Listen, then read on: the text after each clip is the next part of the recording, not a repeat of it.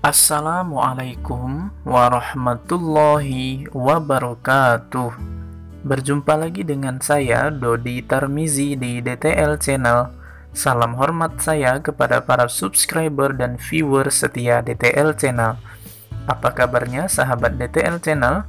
Semoga sehat walafiat dan dalam lindungan Allah Subhanahu wa Ta'ala. Amin ya Rabbal Alamin. Saya ingin mengucapkan selamat kepada teman-teman yang mungkin telah mengetahui hasil penjumlahan antara nilai SKD dengan nilai SKB-nya dan ternyata tertinggi daripada para pesaingnya. Saya doakan semoga teman-teman akan bisa menjadi seorang aparatur sipil negara yang profesional dan bertanggung jawab serta amanah. Amin. Namun demikian, teman-teman juga tetap harus bersabar menunggu pengumuman resmi hasil pengintegrasian nilai SKD dan SKB dari BKN. Nah, untuk teman-teman yang lulus, mungkin sudah mulai mencari berbagai informasi tentang berkas apa saja yang harus dipersiapkan dalam pemberkasan nantinya.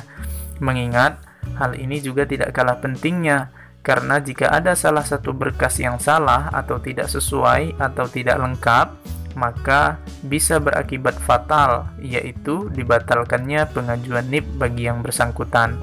Nah, oleh sebab itu teman-teman, dalam video kali ini kita akan menyampaikan beberapa informasi terkait dengan pemberkasan tersebut. Jadi silahkan teman-teman ikuti video ini sampai habis.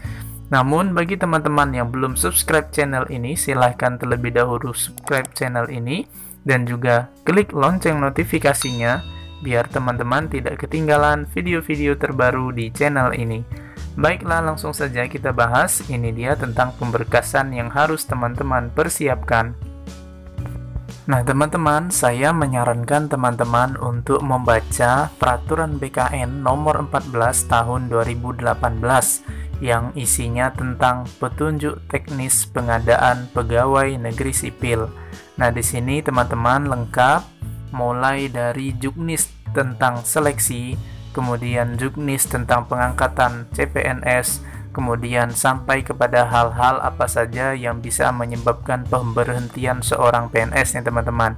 Jadi silakan teman-teman baca, pelajari tentang Peraturan BKN nomor 14 tahun 2018 ini. Nah, berdasarkan Peraturan BKN nomor 14 tahun 2018, persyaratan administrasi dalam pemberkasan CPNS itu meliputi 1. Fotokopi ijazah yang telah dilegalisir, 2. Daftar riwayat hidup yang sudah ditandatangani di atas materai, 3. Surat keterangan catatan kepolisian, 4. Surat keterangan sehat jasmani dan rohani, 5. Surat keterangan bebas narkoba, dan yang keenam, surat-surat pernyataan. Nah, baiklah, sekarang kita coba pertegas satu persatu. Yang pertama yaitu fotokopi ijazah yang telah dilegalisir. Nah, teman-teman, maksudnya di sini yaitu fotokopi ijazah yang telah dilegalisir yang meliputi ijazah kita dari pendidikan pertama sampai pada ijazah terakhir yang kita gunakan ketika melamar pada satu formasi yang kita ambil. Misalnya di sini teman-teman mengambil formasi guru, yang teman-teman gunakan ialah ijazah S1 nih teman-teman. Berarti yang harus teman-teman siapkan yaitu fotokopi ijazah yang dilegalisir dari SD, SMP, SMA, hingga S1. Nah, bagaimana kalau seandainya teman-teman melamar pada formasi S1, tetapi sebenarnya teman-teman itu mempunyai latar belakang pendidikan S2 misalnya. Nah, maka ijazah S2 teman-teman itu ketika di pemberkasan belum bisa untuk dilampirkan. Nanti pada saatnya ketika teman-teman sudah resmi diangkat menjadi PNS, akan ada pemberitahuan untuk teman-teman bisa melengkapi berkas sebagai penyetaraan gelar nih teman-teman. Nah, itu yang pertama. Kemudian yang kedua, daftar riwayat hidup yang telah ditandatangani di atas materai. Nah, untuk teman-teman ketahui, daftar riwayat hidup ini bukan daftar riwayat hidup yang kita buat sendiri formatnya, tetapi nanti akan tersedia di website resmi yaitu sscsn.bkn.go.id, atau juga teman-teman bisa pantau terus website dari BKPSDMD di daerah tempat formasi yang teman-teman ambil. Nah, kemudian selanjutnya SKCK, Surat Keterangan Catatan Kepolisian.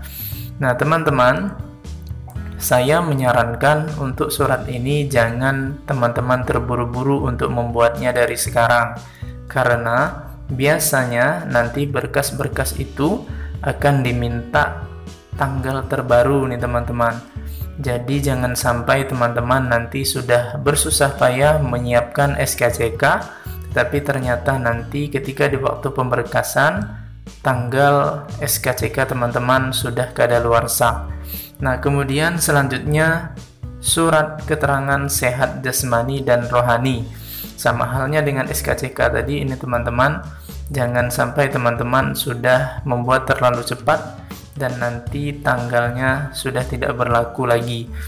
Nah, yang mengeluarkan surat keterangan sehat jasmani dan rohani ini hanya bisa dilakukan oleh rumah sakit pemerintah nih teman-teman, atau dokter yang sudah PNS yang bekerja di rumah sakit pemerintah atau rumah sakit yang bekerja sama dengan pemerintah. Nah, selanjutnya surat keterangan bebas narkoba. Sama halnya dengan surat keterangan sehat jasmani dan rohani tadi, ini juga surat keterangan hanya bisa dikeluarkan dari rumah sakit pemerintah nih teman-teman. Kemudian tambahan informasi, teman-teman untuk membuat surat keterangan sehat jasmani, rohani, dan juga surat keterangan bebas narkoba, ada baiknya teman-teman menyiapkan dana nih, paling tidak sekitar 500 ribuan, mungkin bisa jadi lebih atau kurang dari situ, karena nanti teman-teman akan membutuhkan biaya tersebut di dalam pembuatan surat-surat keterangan tersebut. Nah, selanjutnya surat-surat pernyataan. Nah, surat-surat pernyataan ini teman-teman diantaranya yaitu surat pernyataan tidak pernah dipidana, kemudian surat pernyataan tidak pernah diberhentikan sebagai CPNS, TNI ataupun Polri, kemudian surat pernyataan tidak berkedudukan sebagai CPNS, PNS, TNI, dan Polri, kemudian juga surat pernyataan tidak pernah menjadi anggota ataupun pejabat partai, kemudian surat pernyataan bersedia untuk ditempatkan di seluruh wilayah Republik Indonesia. Nah, ini teman-teman yang merupakan persyaratan administrasi di dalam pemberkasan yang terdapat pada Peraturan BKN Nomor 14 Tahun 2018.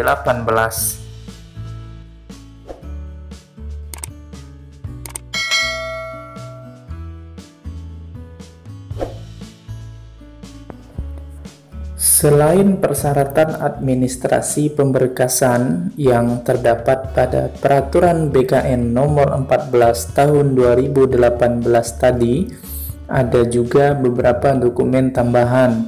Nah, untuk dokumen tambahan ini wajib teman-teman persiapkan dari sekarang nih. Apa saja dokumen tambahan itu? Pertama yaitu ijazah asli dan transkrip nilai asli. Kemudian yang kedua, fotokopi transkrip nilai yang dilegalisir. Kemudian yang ketiga, pas foto. Kemudian yang keempat, asli KTP dan fotokopinya. Kemudian yang kelima, asli akta kelahiran dan fotokopinya. Kemudian yang keenam, asli akta nikah, kartu keluarga, akta kelahiran anak, khususnya bagi teman-teman yang sudah menikah dan mempunyai anak. Baiklah teman-teman, sekarang kita coba pertegas semuanya. Pertama, ijazah asli dan transkrip nilai yang asli. Dari yang SD sampai ijazah terakhir yang kita gunakan tadi nih teman-teman. Mengapa ini harus disiapkan? Karena biasanya panitia nanti selain menerima berkas kita dia juga mau melihat dokumen-dokumen aslinya nih teman-teman, terutama ijazah. Jadi teman-teman wajib menyiapkan ini biar nanti ketika dipinta oleh panitia untuk menunjukkan aslinya, teman-teman bisa menunjukkannya. Kemudian yang kedua yaitu fotokopi transkrip nilai yang dilegalisir. Ini juga harus teman-teman persiapkan dan sudah bisa dipersiapkan dari sekarang, baik dari ijazah SD, SMP maupun SMA, dan terutama transkrip nilai untuk yang S1. Kemudian selanjutnya yaitu pas foto. Nah, untuk pas foto ini barangkali ada baiknya teman-teman siapkan semua ukuran. Maksudnya di sini ukuran 2x3, ukuran 3x4 maupun ukuran 4x6. Setidak-tidaknya saya sarankan teman-teman punya masing-masing 10 lembar nih teman-teman. Kemudian selanjutnya yang keempat, asli KTP dan fotokopi. Ini juga nanti akan diminta dokumen aslinya teman-teman untuk dilihat saja, setelah itu kemudian dikembalikan kepada kita lagi. Nah, untuk KTP ini bisa teman-teman mengantisipasinya, silahkan teman-teman legalisir di Disduk Capil sesuai dengan domisili teman-teman masing-masing. Begitu juga dengan poin yang kelima, yaitu akta kelahiran dan fotokopinya bisa juga teman-teman legalisir pada Disduk Capil di tempat domisili teman-teman masing-masing. Nah, terakhir asli akta nikah, kartu keluarga, akta kelahiran anak, dan sebagainya, khususnya bagi teman-teman yang sudah berkeluarga dan mempunyai anak. Nah, mengapa ini harus dirampirkan teman-teman? Karena ini akan bersangkutan dengan tunjangan nantinya. Ketika teman-teman sudah melampirkan akta nikah, artinya nanti teman-teman di situ akan mendapatkan tunjangan istri atau suami. Begitupun ketika teman-teman melampirkan kartu keluarga yang di dalamnya sudah terdapat nama istri atau suami atau anak teman-teman, maka nanti di situ akan ada tambahan tunjangan anak, tunjangan istri ataupun tunjangan suami teman-teman. Nah, ini saja barangkali informasi tentang pemberkasan yang bisa kami sampaikan. Mudah-mudahan bisa bermanfaat untuk teman-teman semua. Jika teman-teman merasa bahwa video ini bermanfaat, silahkan teman-teman share sebanyak-banyaknya. Dan jangan lupa teman-teman mohon untuk mendukung channel ini dengan cara subscribe channel ini biar channel ini makin maju dan berkembang. Dan juga jangan lupa klik lonceng notifikasinya biar teman-teman tidak ketinggalan video-video terbaru di channel ini. Baiklah, terima kasih telah menonton video ini sampai habis. Semoga sukses selalu. Saya akhiri. Wassalamualaikum warahmatullahi wabarakatuh.